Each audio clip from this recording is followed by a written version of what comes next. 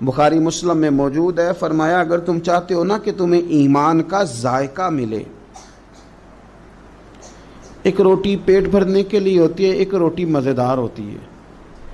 پیٹ بھرنے والی روٹی بھی بندہ مجبور ہو تو کھا کے گزارا کر ہی لیتا ہے، لیکن ایک روٹی اس طرح کی آتی ہے کہ سالن سامنے آتے ہی آنکھوں میں خوشی آ جاتی ہے، میری مرضی کا آ گیا بھائی، یہ تو میری پسندیدہ ہے۔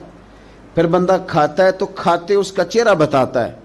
ایک ہے کھانا، ایک ہے ذوق سے مزے کا کھانا، ایک ہے مومن ہونا، اور ایک ہے کہ مزہ آ جانا کہ اللہ کا شکر ہے میں مومن ہوں۔ یعنی مومن ہونے کا مزہ آ جانا، ذائقہ نصیب ہو جانا، لطف نصیب ہونا کہ میں مومن ہوں۔ حضور نے فرمایا تو تین چیزیں پیدا کر، تجھے اللہ ایمان کا ذائقہ عطا کر دے گا۔ ذائقہ ایمان یعنی مومن ہونے کا بھی مزہ، مسلمان ہونے کا بھی مزہ، ذائقہ میں